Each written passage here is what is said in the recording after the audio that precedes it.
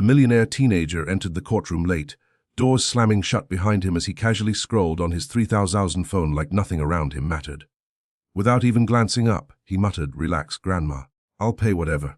The entire room went still. Judge Judy didn't respond. She simply rose from her seat. The moment the boy finally looked up, the color drained from his face. She was already approaching, and there was no trace of amusement on her expression. What followed pulled the entire courtroom into stunned silence. She stopped just inches away from him, her presence casting a sharp shadow over his sneakers like a boundary he had already crossed.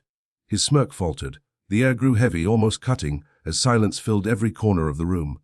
Overhead lights hummed, washing everything in a stark glow that exposed every reaction. The teen lifted his head slightly, thumb still resting on his expensive phone, as if debating whether reality was worth his attention. Judge Judy didn't blink. She studied him with the calm precision of someone examining something broken. "You entered my courtroom late," she said firmly, her voice controlled and sharp. "You slammed the door, and you addressed me as, what was it?" She tilted her head slightly. "Grandma." A wave of shock moved through the gallery. Even the bailiff leaned forward, sensing trouble. The teen shrugged it off. It was a joke. Judge Judy raised an eyebrow. "Do I look amused to you?" He opened his mouth again, but before he could continue, the side doors opened. His mother rushed in, heels clicking rapidly, breath uneven, panic written across her face. She motioned desperately toward him. "Sit up. Stop this. Behave for once." But he ignored her completely, sinking deeper into his seat. Nearby stood the complainant, a quiet, nervous teen holding a worn folder tightly, as if it were the only stable thing in his life. When Judge Judy turned to him, her tone shifted, still firm, but respectful. "What are you here for?" He swallowed hard. "I am suing him for damages. He destroyed my project." She nodded once. "What project?" "A custom drone," he said, voice trembling. "For a national robotics competition. If I won, I'd get a full scholarship." Murmurs spread through the room. The mother's expression tightened. The defendant tried to suppress a smirk. Judge Judy turned her attention back to him. "Is that accurate?" He rolled his eyes. "It was just a toy. He's exaggerating." The complainant flinched at the word. Judge Judy noticed, but said nothing. The atmosphere in the room shifted subtly. Even the cameras seemed to focus more intently. She returned to the bench with steady steps. "Let me be clear," she said as she sat. "What happens in this courtroom is not a joke, not content, not a performance." Her gaze locked onto him. "Before we continue, answer me this. Did you destroy his work intentionally?" The teenager hesitated. The confidence in his posture cracked for the first time, replaced by uncertainty that spread through the room like a ripple. The complainant placed the broken drone on the evidence table. Metal fragments clinked softly under the lights. The once complex device now lay twisted and ruined. "This was supposed to be my future," the boy said quietly. He opened his folder, revealing diagrams, notes, and detailed plans, months of work laid bare. "I spent 8 months building it. I saved money for parts. I worked every night. My coach said I had a real chance." For a moment, Judge Judy's expression shifted, something between recognition and disappointment. Then she looked back at the defendant. "Is any of this untrue?" He scoffed. "It's a drone. He can just get another one." A tense silence followed. The complainant's voice tightened. "You didn't just break it, you streamed it." At that, Judge Judy's attention sharpened. "There's video evidence." "Yes," the boy replied, pulling out his phone. Before he could play it, the defendant laughed loudly. "People loved it. It got like 200,000 views. It's just content." The tone in the room changed instantly. "This is not your social media space," Judge Judy said coldly. He shrugged. "I was joking." The complainant looked at him, not angry, just broken by disbelief. "You called me the charity kid. You said I only did robotics because I couldn't afford sports. And then you destroyed it. It was funny." The teen replied without hesitation. Judge Judy's jaw tightened slightly, and for the first time, the boy didn't seem to notice the weight of where he was sitting. She motioned to the bailiff. "Play the video." The mother leaned in, whispering urgently to her son, but he brushed her off, still careless, still convinced none of this mattered. As the phone connected to the courtroom display, the lights dimmed slightly. The footage appeared, frozen on its opening frame. The defendant leaned back in his chair, a smug expression settling in. "Honestly, this is a waste of time. It's not even that serious." Judge Judy gave him a cold, cutting look. "We'll see." The sound of the play button clicked louder than expected, a small noise that seemed to echo through the entire room. As the video began, his smirk disappeared. He remembered exactly what he had said, and now everyone else was about to hear it too. The screen lit up the courtroom. The boy shifted in his seat, shoulders tightening. Judge Judy didn't watch the video at first. She watched him. The first thing heard wasn't laughter. It was cruelty. His voice blasted through the speakers, mocking, sharp. filled with the kind of arrogance that comes from never being held accountable. On the screen, he held the drone by one fragile rotor, letting it dangle carelessly. "Look at this cheap junk," he sneered. "Wes the charity kid built it from scraps." A wave of disgust moved through the gallery. Someone let out a sharp breath. Another voice whispered, "Unbelievable." His mother covered her mouth, her hand trembling. Judge Judy remained perfectly still, like a figure carved from pure control. In the video, the builder's voice could be heard off camera, desperate. "Please don't touch it. It took me months." The teen laughed. "Relax. Let me show everyone what a real drone looks like compared to this garbage." Then he slammed it onto the pavement. The courtroom reacted all at once, as if they felt the impact themselves. On the screen, pieces scattered across the ground. The drone cracked apart with a sharp, brittle snap. The camera zoomed in, deliberately capturing every detail. And then it got worse. He stomped on it, again and again and again. Each strike echoed through the courtroom, heavy and relentless. The boy sitting at the defense table flinched with every impact, not out of guilt, but because he never expected to see it like this. This large, this real, this unavoidable. Judge Judy finally shifted her gaze to the screen as the video continued. The boy on screen picked up a broken piece, tossed it aside, and said, "This is what happens when you try to compete in a world you can't afford." A collective gasp spread across the room. The complainant lowered his head, shame washing over him for something he didn't cause and didn't deserve. The defendant's mother quietly began to cry. "Pause it," Judge Judy ordered. The video froze at the exact moment the drone shattered beneath his shoe. But she wasn't focused on the shoe. She pointed at the screen. "Zoom in there." The technician enlarged the image. As it sharpened, a detail emerged, something the defendant clearly hadn't noticed before.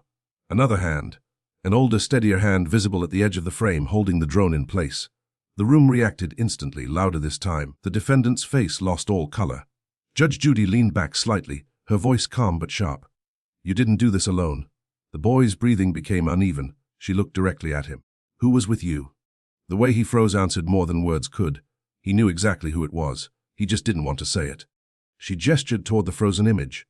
The extra hand remained there, undeniable. The courtroom leaned forward, sensing the first real break in his confidence. The still frame lingered like something haunting the room. The hand was clearly adult, larger, steady, positioned deliberately. Someone hadn't just been present. Someone had helped. Judge Judy's expression didn't change. "This is where your story stops being simple," she said. "That hand belongs to someone who assisted you. Who is it?" Silence filled the room. The teen shifted uncomfortably, glancing at the screen, then at his mother, then down at the floor.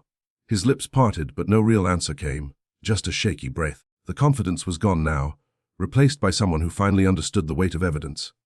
I don't know," he muttered weakly. Judge Judy raised an eyebrow. "You don't recognize a hand in your own video?"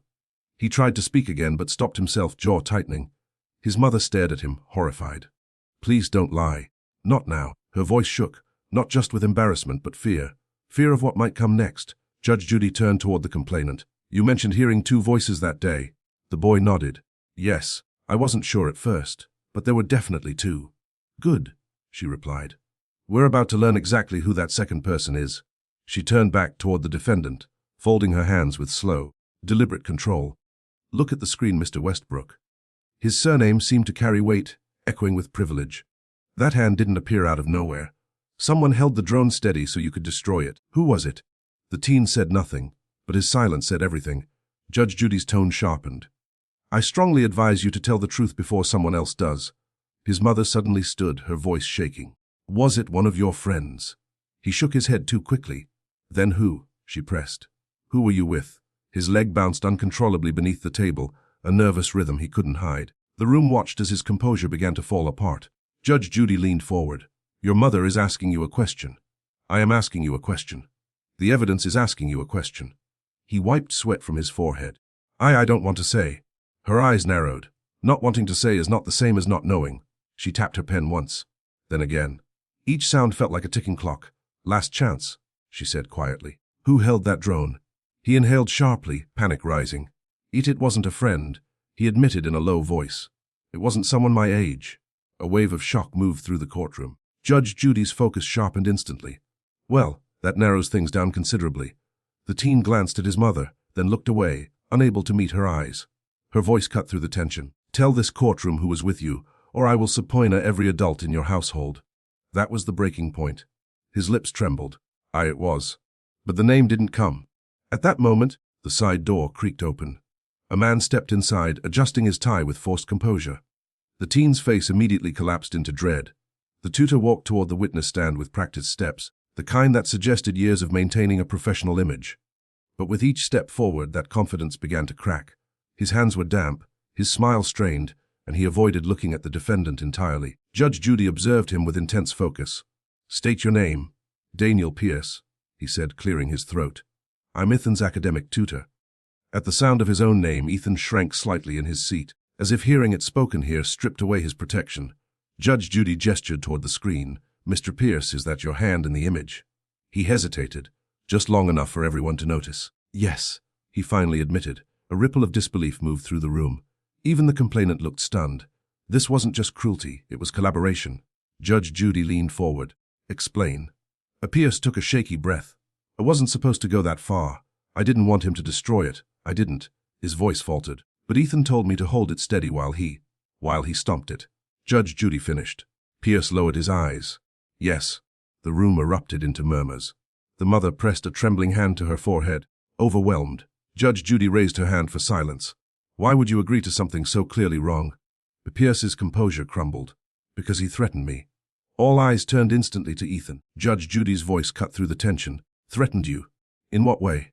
Pierce swallowed hard. "He said he'd tell his mother I hit him, that I made him uncomfortable, that I crossed boundaries." His voice shook as emotion surfaced. "I would have lost my job, my reputation, everything." The mother gasped. "Ethan, you didn't." He stared straight ahead, jaw tight, refusing to respond. Pierce continued, his voice unsteady. "He's done things like this before, using his influence, his family's money. I didn't know what to do. I wanted to keep my job. I know I shouldn't have gone along with it." The courtroom watched him, not with full sympathy, but with a heavy understanding of how power can be misused. Judge Judy folded her hands, her expression unreadable. "Mr. Pierce, adults are meant to guide and protect young people, not assist them in wrongdoing. Your fear may explain your decision, but it does not excuse it." Pierce lowered his head, defeated. She turned back to Ethan, her voice calm but cutting. "So you pressured an adult into helping you destroy another boy's future?" Ethan flinched slightly. His mother began crying again quietly. Judge Judy's gaze hardened. "Tell me, Ethan, did you threaten him?" The boy opened his mouth, and for the first time no excuse came out. Ethan's lips moved, but nothing came out. Judge Judy didn't interrupt. She waited, steady and unyielding, like a blade suspended over the truth. The question, "Did you threaten him?" lingered in the air, heavy and inescapable. His breathing turned uneven, rising too fast. Panic began to chip away at the confidence he had been hiding behind. His hands clenched into fists, knuckles paling as the silence dragged on. His mother's voice came out in a desperate whisper. "Ethan, tell the truth." He shut his eyes tightly. When he finally spoke, it was barely audible. "I might have said something. I didn't mean it. He knew I wouldn't actually do anything." Judge Judy's expression remained firm. "You told him you would accuse him of misconduct if he didn't help you." "That is not uncertainty, Mr. Westbrook. That is coercion." Ethan's eyes flicked toward the tutor, who sat with his face buried in his hands. Judge Judy shifted her attention to the complainant.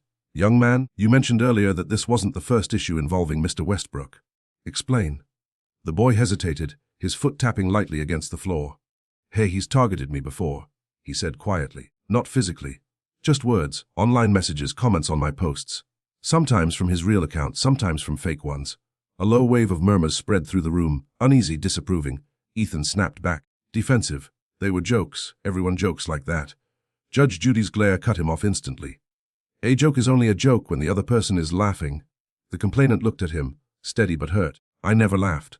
I just ignored it." Judge Judy leaned back slightly, her fingers tapping against the armrest in a slow, measured rhythm. Each tap a reminder that accountability was closing in. "Mr. Pierce," she said, turning to the tutor, "did you witness this kind of behavior outside of the drone incident?" Pierce swallowed. "Yes. It's a pattern. He uses his money, his online following, his family's influence. He pressures people because he believes nothing can touch him." Those words landed hard. The mother covered her mouth, quietly sobbing. Ethan shot an angry look at the tutor. "You're lying. You're just saying that to protect yourself." But no one in the room believed him anymore. Not after the footage, not after the tutor's shaken testimony, not after the quiet honesty of the complainant. Judge Judy leaned forward, her voice calm but direct. "What are you actually afraid of, Ethan?" He blinked, caught off guard. "I'm not afraid." "Yes, you are," she replied evenly. "And it's time you admit why." His breath hitched. I don't want everyone to hate me." Her response came cold and clear. Consequences exist long before they are seen by others. Ethan swallowed, sinking slightly into his chair. His eyes reflected something new, something close to vulnerability. Judge Judy folded her hands. "Mr. Westbrook, are you ready to tell this courtroom the full truth?" He hesitated. The entire room seemed to hold its breath, waiting to see whether he would finally break or keep hiding behind lies. Before he could answer, his mother stood. Not suddenly, but slowly, like someone gathering the strength to face something long avoided. Her eyes shimmered, and the courtroom fell into a deep, uneasy silence. The soft sound of her heels echoed as she stepped forward. When she reached the center aisle, she didn't look at her son right away. She looked at Judge Judy. "Your Honor," she said quietly, her voice trembling, "may I speak?" Judge Judy studied her for a moment, then gave a small nod. "Go ahead." The woman exhaled deeply, as if releasing years of held breath.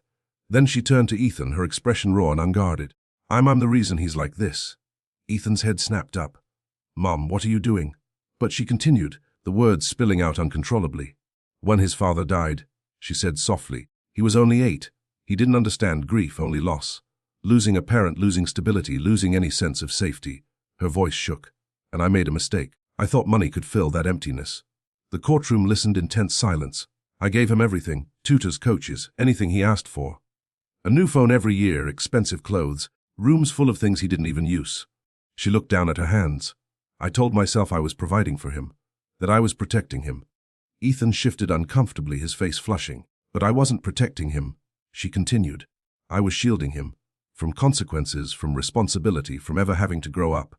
She finally looked directly at Judge Judy, her voice heavy with truth. "And Your Honor, I covered up his mistakes. Every single one of them." A murmur rippled through the courtroom. Judge Judy's eyes narrowed slightly. "Explain everything." The mother clasped her hands tightly, fingers interlocking as if trying to hold herself together. "At school, when he knocked another boy's project off a table, I paid to have it fixed. When he harassed a classmate online, I gave money to the parents to keep it from reaching the principal." Her voice trembled. "I paid for silence." Ethan stiffened, anger rising fast. "You didn't need to say all that." She looked at him, her expression painfully clear. "I did. I should have said it a long time ago." Her composure finally broke. Tears streamed down her face. "I didn't teach you empathy. I taught you that money could make problems disappear. I taught you that nothing could touch you." The tutor turned his gaze away. The complainant lowered his eyes. Even the bailiff shifted slightly, feeling the weight of everything unraveling in that moment. Ethan slammed his hand against the table. "So what? Now you're putting everything on me. On Dad." "It's not blame," she cut in, her voice rising to meet his for the first time. "It's the truth." Silence followed, thick and charged. Judge Judy leaned forward, her tone steady and controlled. "And the truth is exactly why we're here." The mother nodded, wiping her cheeks. "Your Honor, I'm not asking you to be lenient with him. I'm asking you to finally hold him responsible." Ethan stared at her in disbelief. "Mum." But she didn't look at him. Her focus remained on the judge, as if she were finally handing over a responsibility she had avoided for years. Judge Judy straightened, her expression sharpening. "In that case, I will hear from one more witness, someone who may have additional insight." Ethan froze, the color draining from his face. This wasn't something he had expected. The side door creaked open. A girl stepped inside, calm, composed, but with a quiet intensity behind her eyes. Ethan's breath caught the instant he recognized her. She walked forward with purpose, a backpack slung over one shoulder as though she had come straight from school. Her presence shifted the atmosphere, controlled, steady, but undeniably powerful. Judge Judy lifted her chin. "State your name for the record." "Marisol Reyes," she said clearly. "I'm the complainant's older sister." A murmur spread through the courtroom, but Ethan reacted differently. His fingers gripped the edge of the table, shoulders tightening. Marisol didn't look at him right away. Instead, she glanced at her brother and gave him a small nod, a quiet reassurance. Judge Judy leaned forward. "Miss Reyes, I understand you have information relevant to this case." Marisol nodded. "Yes, Your Honor." She placed her backpack on the stand and pulled out a neatly arranged envelope. "Before college, I worked part-time as a housekeeper for the Westbrook family." A wave of surprise moved through the room. Ethan's face went pale. Judge Judy remained still. "Go on." Marisol's gaze shifted to Ethan, steady and unwavering. "I've seen how he treats people, staff, classmates, even his own mother." Her voice stayed firm. "I watched him break things, expensive things, meaningful things, because he knew someone else would replace them." Ethan snapped. "That's not true." Judge Judy raised a single finger, silencing him immediately. Marisol continued. "I saw him threaten Mr. Pierce once, He said no one would ever believe the adults around him. He said, "My mom writes checks. Problems disappear." The mother covered her mouth, quietly crying. "And the day he destroyed my brother's drone," Marisol added, her tone unwavering, "I heard everything." Judge Judy leaned in slightly. "Tell the court what you heard." "I was visiting my brother at school," she began. "I was heading out of the parking lot when I noticed Ethan and Mr. Pierce in the courtyard. They didn't see me. And I heard him say," she turned her gaze directly toward Ethan, "Hold it steady. This will go viral." Ethan's head jerked up. "That's not true." Marisol calmly pulled out a small USB drive. "I recorded it." The courtroom erupted, whispers, gasps, disbelief rippling through every row. The bailiff stepped forward immediately to collect the device. Judge Judy's eyebrows lifted slightly. "You captured a second angle of the incident." "Yes, Your Honor," Marisol replied. "For my own safety. Ethan has a pattern of losing control when things don't go his way." Ethan's face flushed red, then drained of color. Judge Judy gave a small nod to the bailiff. "Prepare to play it." But Marisol wasn't finished. "And there's more." She reached deeper into her bag and pulled out a sealed envelope. "There's something in that recording you haven't seen yet, something he didn't realize I caught." The room went completely still. Ethan's voice faltered. What are you talking about?" Marisol stepped forward, her eyes sharp and unyielding. "The part where he says he can get away with anything." A heavy silence dropped over the courtroom. She placed the envelope on the bench. "Your Honor, this isn't just evidence of what he did. It's evidence of what he believes." That statement hit harder than anything before it. Whatever confidence Ethan had left seemed to collapse under its weight. The bailiff inserted the USB into the courtroom monitor. The screen flickered to life, casting a cold blue glow across the room. Ethan seemed to shrink in his seat, as if the light itself were exposing him. Judge Judy leaned back slightly, her attention fixed not on the screen, but on Ethan's face, watching every flicker of reaction. Marisol stood firm at the witness stand, arms crossed, her posture steady, like someone who had waited far too long for this moment. The video began. This angle was different, closer, more raw. There was no performance, no audience, no attempt to impress. Just Ethan unaware he was being recorded. The footage opened with the faint sound of a car door closing in the distance. The camera wobbled slightly as Marisol adjusted her phone. The drone sat on the ground, untouched, almost delicate, its surface catching the sunlight. Ethan stood over it, not performing, not smiling, just himself. This was the version of him no one was supposed to see. "What's wrong?" Mr. Pierce's uneasy voice came from behind the camera. "Nothing," Ethan replied with a sneer. "I'm just tired of him acting like he's special." The courtroom tensed. Ethan picked up the drone by one rotor, twisting it slightly.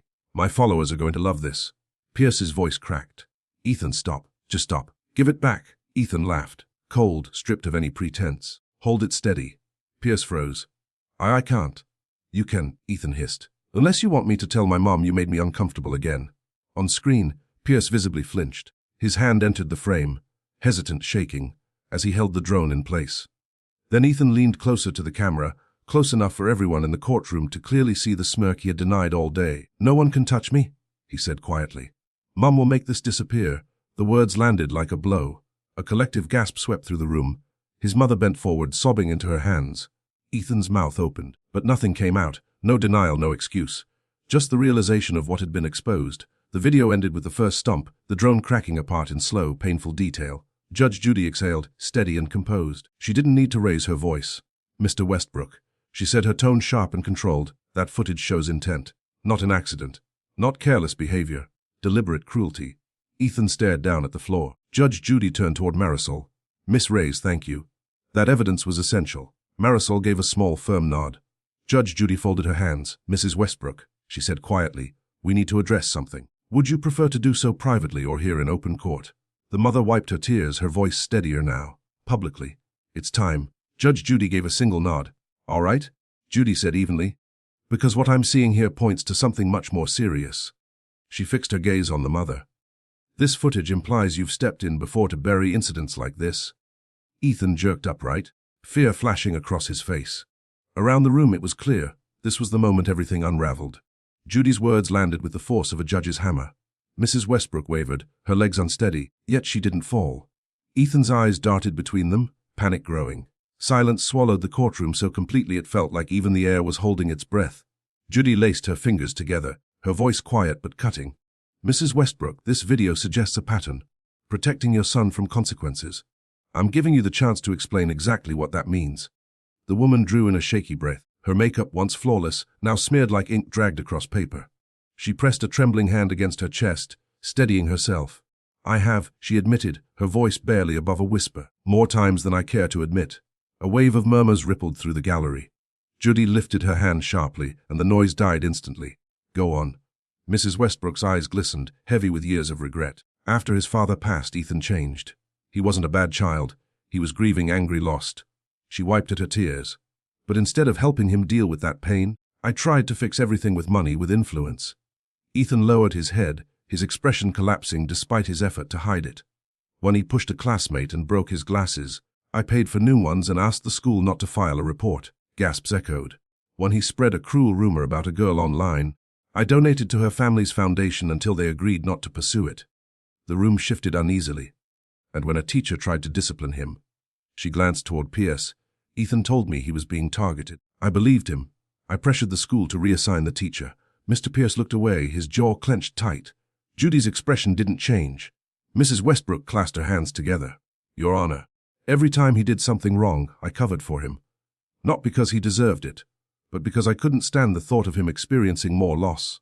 Her voice cracked. "And in doing that, I taught him that hurting others came without a price." Ethan's breathing turned uneven. "Mom, stop." She shook her head, tears falling freely now. "No, Ethan. This is the first time I won't protect you. The first time I can't."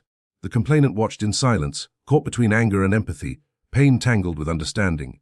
Judy leaned forward slightly. "Mrs. Westbrook, did you truly believe you were helping your son?" "Yes," she answered. "But I wasn't. I was protecting his comfort while destroying his character." Her words weren't loud, but they carried through the room with crushing weight. Ethan suddenly stood, his voice thin and strained. "So that's it. This is all on me. Everything. You're just putting it all on me now." His mother turned to him, eyes shining. "No, sweetheart, it's on me too. I failed you. I made you believe the world revolved around your pain. And now you're hurting people who never hurt you." Ethan's chest tightened, anger and shame twisting together. Judy raised her hand. "Sit down, Mr. Westbrook." He obeyed immediately. The faint hum of the courtroom lights filled the silence as Judy steepled her fingers.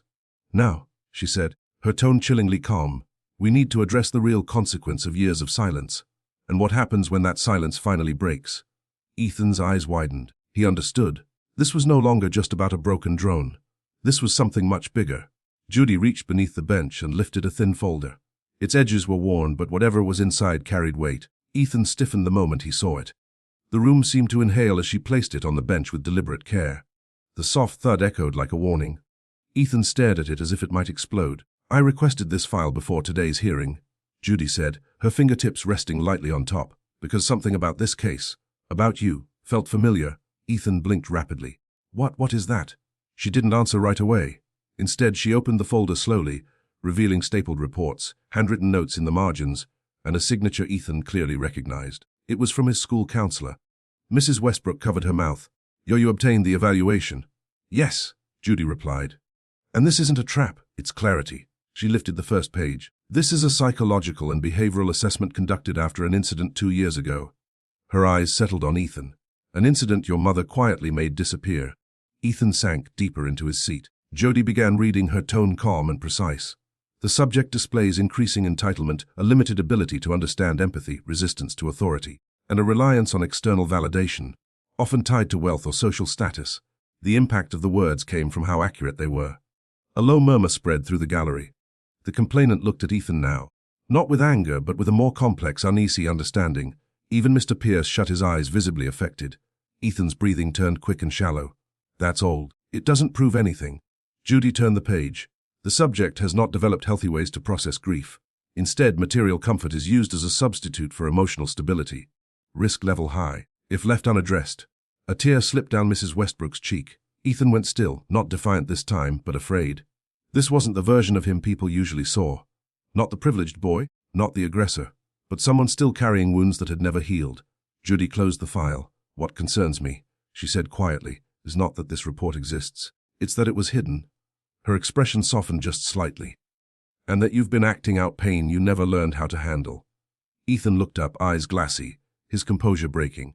I'm not broken." "No," Judy replied evenly. "You're not broken, but you are lost, and your actions have consequences, for others and for yourself." Ethan swallowed, his hands trembling. Judy leaned back, her expression shifting again. There's another reason this case feels familiar. The room stilled once more. For years, she continued slowly, I've seen people stand in this courtroom believing the rules didn't apply to them. One of those people was your father. A collective gasp filled the room. Mrs. Westbrook froze, her breath catching. Ethan recoiled as if struck. And now, Judy went on, her voice low, I have to ask myself whether I've judged you today through the shadow he left behind. Her words lingered, heavy enough to shift the entire atmosphere. This moment was no longer just about Ethan. It had become something deeper. Judy placed both hands on the bench, a rare gesture reserved for moments that demanded complete honesty. The courtroom leaned in, silent and attentive. For a long moment she said nothing. The stillness stretched. Ethan watched her carefully, uncertain whether what would come next would condemn him, or offer something far more difficult. Understanding, when she finally looked up, her gaze had changed. It wasn't sharp anymore. It was reflective, like someone confronting a truth long avoided. I want everyone here to hear me clearly, she said, her voice measured. Justice is not only about punishment. It is about truth, and truth requires acknowledging one's own bias, even mine. A ripple of shock moved through the room. Ethan blinked, stunned. His mother pressed her hands to her chest. When your mother mentioned your father, Judy continued, I remembered him. He stood in this very courtroom. The same posture, the same sense of entitlement. And I had to fight the instinct to see you as nothing more than his reflection. The admission hung heavily in the air. Judges didn't say things like that. Not openly, not to someone on trial. But, she added, her tone sharpening with resolve, you are not your father. You are accountable for your own decisions. And those decisions have caused real harm. Ethan's gaze dropped to his hands, trembling against the table. Judy turned to Mrs. Westbrook. You've carried grief and fear alone for far too long. But protecting your son from consequences isn't love. It's damage disguised as comfort. Mrs. Westbrook nodded, tears falling freely once again. Judy Exeter Westbrook, stand. Ethan rose unsteadily, his chest tight, his eyes still wet. You've hidden behind money, Judy said. Behind your mother. Behind excuses. Behind the pain of losing your father. But none of that shields you now. This is the moment where you decide who you're going to become. Ethan's voice faltered. I don't know how. For the first time, Judy's response softened. That, she said, is the first honest thing you've said. A subtle shift moved through the gallery. Something quieter, more human. Judy tapped the gavel lightly, not as a command, but as a signal, a turning point. You will face consequences, she continued. Consequences you should have faced long ago. But now, you will face them as yourself, not as a reflection of your father. Ethan quickly wiped at his eyes, trying to hide it. Judy's tone sharpened. Sit down. He lowered himself into his chair, the weight of everything settling over him, like someone finally grasping the true cost of honesty. Judy turned her attention to the complainant. You've shown patience, restraint, and strength. Now this court must decide what justice means for you. The boy gave a small nod, though his hands trembled slightly. Judy closed the folder containing Ethan's evaluation. Before I issue my ruling, this courtroom needs clarity. Her gaze moved deliberately, from Ethan to his mother to his tutor, and then to Marisol, because what happens next will determine whether this ends as punishment or something more. The room went still as she lifted her gavel, holding it midair. She didn't strike it yet. Ethan sat straighter, bracing himself. He expected a fine, maybe a stern warning, something money could cushion. But the look in Judy's eyes told him this would be nothing like that. The atmosphere shifted, no longer tense, but heavy, like years of consequences converging into a single moment. Judy lowered the gavel gently onto the bench and leaned forward. Mr. Westbrook, she began, your actions were deliberate, harmful, and shaped by a lifetime of avoiding consequences. That ends today. Ethan swallowed hard. Judy gestured toward the broken drone on the evidence table. You didn't just damage an object. You destroyed opportunity, the time, the effort, the hope behind it. That is not a joke. That is not harmless. The complainant shifted, clutching what remained of his dream. Ethan glanced at him briefly, and something flickered across his face. Regret, maybe understanding. You will pay full restitution for the drone, Judy continued. Ethan nodded faintly. That part he expected. But you will also compensate the complainant for the lost scholarship opportunity caused by your actions. A wave of shock moved through the room. Ethan's mouth fell open. What? That's thousands. Judy didn't waver. Correct. And it will come from your account, not your mother's. Mrs. Westbrook covered her mouth again. But this time, it wasn't shame. It was something closer to relief. For the first time, her son would stand on his own. Ethan stammered. I don't have that kind of money just sitting there. Yes, you do. Judy replied calmly. Your savings, your tech fund, your sponsorship earnings. It's time you understand the value of what you take. A stunned murmur spread across the courtroom. Judy shifted her focus to the tutor. Mr. Pierce, your involvement is being referred for review. You enabled misconduct. You will be held accountable, but your fear is acknowledged. Pierce nodded silently, guilt written across his face. Judy turned back to Ethan. You will also issue a written public apology. Not something polished or crafted for image, your own words. That apology will go directly to the complainant and his family. Ethan's breath hitched. Publicly. Yes. Judy's gaze held him in place. Humiliation is not the goal. Accountability is. You will speak honestly. No excuses. She tapped the gavel lightly, not final but firm.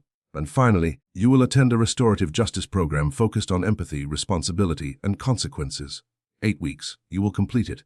Ethan blinked rapidly, his voice barely above a whisper. Why? Why all of this? Judy leaned back, her expression firm but not unkind. Because this is your chance to break the cycle.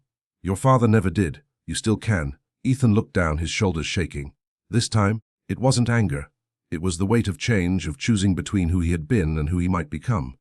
Across the room, the complainant slowly stood. Judy raised a hand, pausing the proceedings, her attention shifting to him. Do you have something to say? The boy nodded. Hesitant but steady. I don't want revenge, Your Honor, he said softly. But I do have one request. All eyes turned toward him. Even Judy grew still, because whatever came next would shape everything.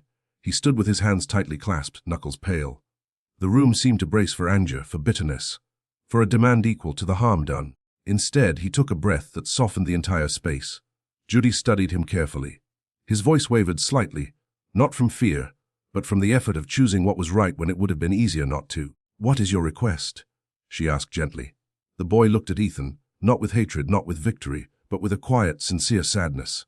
I want him to understand what he took from me, he said. Not the money, not the trophy, the chance. Ethan looked up, eyes wet, his defenses gone. I'm not asking you to go easy on him, the boy continued. But I don't want him destroyed. I want him to learn. His voice cracked. Because I don't think anyone ever showed him how. A deep silence settled over the courtroom, unexpected, heavy, and full of meaning. Even those who had been reacting with frustration just moments earlier now found themselves caught off guard by the shift. Kindness, offered by someone who had every reason to deny it.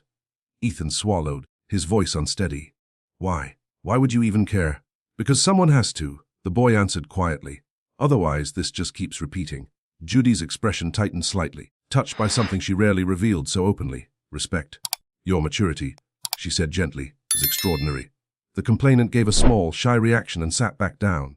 The atmosphere in the courtroom softened, not less serious but changed. Like a storm easing just enough to let clarity break through. Ethan stared at him, shaken in a way judgment hadn't managed to do. It was the mercy that broke through. I am sorry, he said. The words were fragile, barely steady. The complainant gave a small nod. I know. A quiet pause followed, not heavy with tension, but something closer to healing. A silence that said more than any argument could. Judy leaned forward slightly. Mr. Westbrook, your apology must extend beyond this moment. But this is a start. Ethan nodded, wiping his face with his sleeve. His mother watched him, not with panic this time, but with a cautious, growing hope. Judy inhaled slowly. This court will finalize its decision shortly, but before that. Her eyes moved across the room. The broken drone, the shaken mother, the remorseful tutor, the brave young man, and Ethan, seeing himself clearly for the first time. I want everyone here to think about what mercy costs, and what it offers. If you were hurt this deeply, would you forgive or walk away? She lifted the gavel, holding it in place. Her gaze returned to Ethan, steady, unwavering. Mr. Westbrook, the final ruling is coming. But so is a lesson you will carry for the rest of your life. She raised the gavel higher. No drama, no spectacle. Just the quiet certainty of justice about to land. Ethan tensed, his breathing shallow, every muscle rigid. The faint hum of the room faded into complete silence as Judy looked across the courtroom one last time. At Ethan, his mother, the complainant, and the shattered drone, the pieces of everything that had led to this moment. When she spoke, her voice was calm, firm, undeniable. This court has reached its decision. Ethan's chest tightened. Mr. Westbrook, she continued, your actions were deliberate, harmful, and inexcusable.